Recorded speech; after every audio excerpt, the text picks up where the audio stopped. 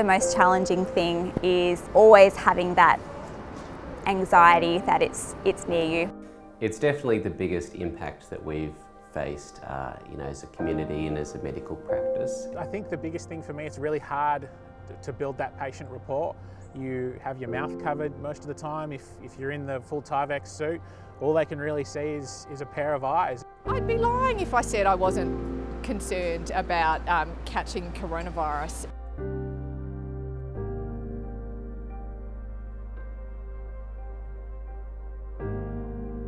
2 months ago when the pandemic first started, things were changing so rapidly that almost every few hours there was something else coming. I think it was this overwhelming sense of uncertainty, and when I think back to the faces of the people that I worked with and the weariness, most of that was about being aware that none of this could wait till tomorrow. None of this could wait for even a few hours. We were concerned that things might get ahead of us. Wearing the PPE is difficult. It's something you have to think about before the job rolls around. You normally have to start trying to prepare while you're in the back of the truck, particularly if it's a high acuity situation.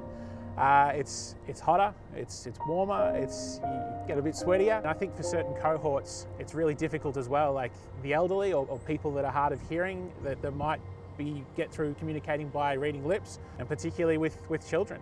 You come in looking like a bit of a monster. So you get there, it just takes more time. I found coronavirus stressful. That risk of taking it home to your family, that's always stressful.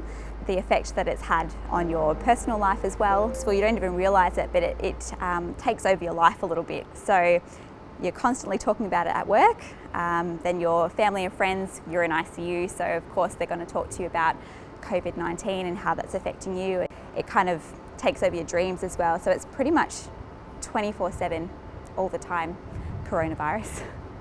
The real turning point for us was when we saw the news reports in early to mid-March about another GP in Melbourne who had recently come back from overseas and was subsequently found to test positive for COVID-19, because we could see from that potentially any doctor in Australia could be testing positive and potentially expose patients or be exposed from patients.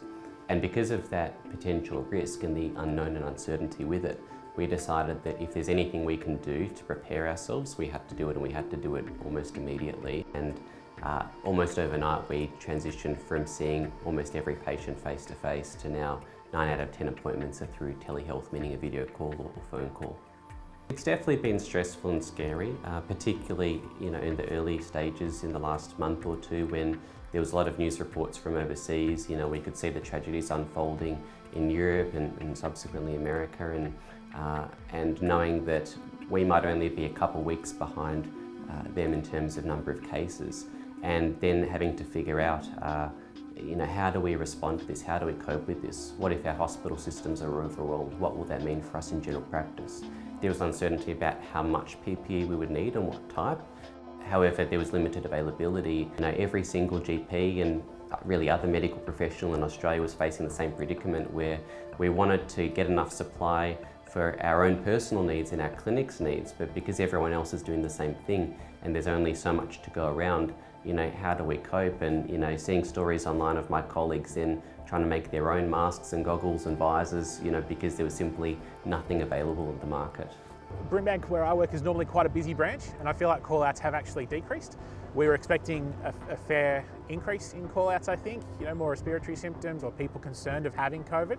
It's a concern for us because we're always worried that the people that are unwell and are sick and do need our help and trips to the hospital aren't calling because they're either afraid of COVID in general and afraid of COVID being in and around hospitals. That if you're unwell, if you're sick, if you've got that chest pain, it's really, really important to call.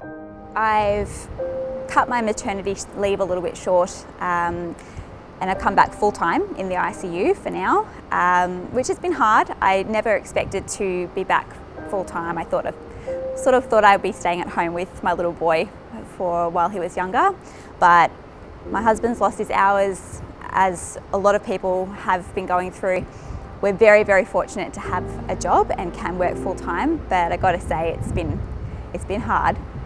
Most awful experience has been having to send home family members who have either had very sick loved ones or loved ones that have died in the emergency department alone, because of the fact that they are close contacts of those patients, and having to reinforce to them that they can't have the normal comforts that they could is very difficult. But I think the time that the community has brought us has meant that we'll be able to deal with that much better. I think the most important thing is for everyone to recognise that even though things are looking a lot better now than they were in previous weeks, it's not over, and the biggest risk is that we become complacent. Really proud of Australia and living here and in the state. I think that we're doing an excellent job. I am a little bit worried about a second wave and what that impact might be to the state and the country, but I think that we as Australians are really prepared for what could happen. Lots of people are saying we're heroes and doing all that sort of stuff, and that's really nice and a really heartwarming thing to say. We're just doing our jobs.